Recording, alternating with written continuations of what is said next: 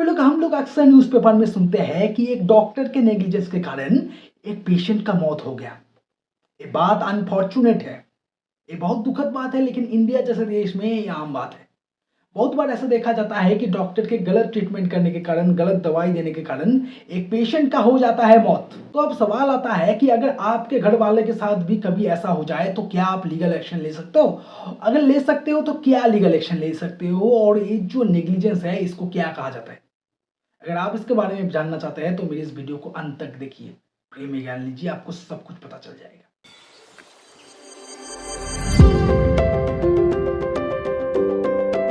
वैसे भी लोग आज जिस टॉपिक में हम लोग बात करने वाले हैं वो है मेडिकल नेग्लिजेंस। अगर मेडिकल नेग्लिजेंस होता है तो उस मेडिकल प्रैक्टिशनर के खिलाफ क्या लीगल एक्शन लिया जाता है? तो वो लोग ये मेडिकल नेग्लिजेंस अगर कोई डॉक्टर करता है 1 साल पहले तो उसके खिलाफ जो लीगल एक्शन लिया जाता है, उसके खिलाफ जो चार्जेस अप्लाई किए जाते हैं वो है आईपीसी के चार्जेस, और वो आईपीसी के चार्जेस है सेक्शन 304A आईपीसी। तो लोग सेक्शन 304A आईपीसी ये कहता है कि whoever causing death of a person rash or by negligence that does amount to culpable homicide, और इसका जो पनिशमेंट होगा ये पनिशमेंट होगा 2 साल का। इसका मतलब ये है अगर डॉक्टर के द्वारा हो जाता है गलती, उसके किसी काम से, उसे किसी ट्रीटमेंट से अगर किसी भी पेशेंट का मौत हो जाता है तो सिचुएशन में अगर उसको सजा मिलता है कोर्ट द्वारा तो उसको 2 साल तक का सजा मिल सकता है, या फाइन भी इम्पोज किया जा सकता है। लेकिन रिसेंटली इसमें जो चेंज आया है वो चेंज आया है जब 3 क्रिमिनल लॉज नए लाए गए, जिसमें एक था BNS, भारतीय न्याय संहिता। तो सेक्शन 106 सबसेक्शन 1 ऑफ BNS ये कहता है कि whoever causing death of any person by rash or negligence that amounts to culpable homicide। लेकिन इस सिचुएशन में पनिशमेंट को एनहांस किया गया है, पनिशमेंट को एनहांस करके 5 साल तक किया गया है।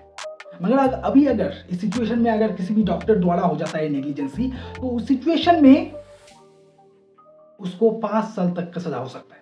तो वे लोग इस सिचुएशन में और एक चीज को BNS में ऐड किया गया है, वो है रजिस्टर्ड मेडिकल प्रैक्टिशनर। तो वे लोग इस सिचुएशन में अगर ये नेग्लिजेंस हो जाता है एक रजिस्टर्ड मेडिकल प्रैक्टिशनर के द्वारा while performing his medical procedure, तो सिचुएशन में उसे 2 साल तक का सजा हो सकता है, उस फाइन भी इम्पोज किया जा सकता है। तो अब सवाल आता है कि एक रजिस्टर्ड मेडिकल प्रैक्टिशनर होगा कौन? एक रजिस्टर्ड मेडिकल प्रैक्टिशनर उसे कहा जाएगा जिसके पास एक प्रॉपर मेडिकल क्वालिफिकेशन होगा from the national medical commission 2019।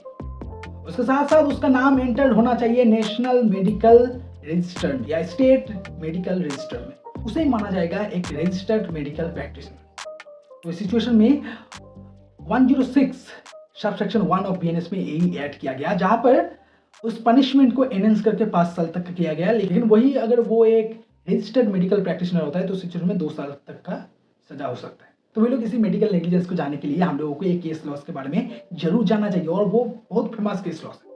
वो है Jacob Matthew versus state of Punjab and others 2006 का केस है, जिसमें पहली बार नेग्लिजेंस के इस पॉइंट को, मतलब नेग्लिजेंस को डिफाइन किया गया हमारे लॉ में, जहां पर नेग्लिजेंस को इस तरीके से डिफाइन किया गया कि नेग्लिजेंस तभी माना जाएगा जब किसी भी आदमी को एक काम करना, मतलब उसका एक ड्यूटी है कि किसी का केयर करना, किसी का ख्याल रखना, वो उसका ड्यूटी है, लेकिन वो क्या करता है, वो अपना ड्यूटी प्रॉपरली मेंटेन नहीं करता है, और इसी केयर ना करने के कारण, जो उसका ड्यूटी है करना, वो अपना ड्यूटी ना करने के कारण किसी प्लेंटिफ को हो जाता है इंजुरी,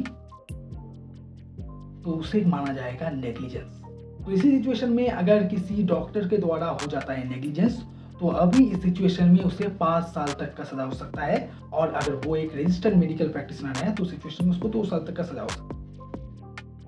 तो वीडियो अगर तो आपको थोड़ा भी पसंद आए तो मेरे इस चैनल को सब्सक्राइब कीजिए और इस लीगल स्टार को आगे बढ़ाइए।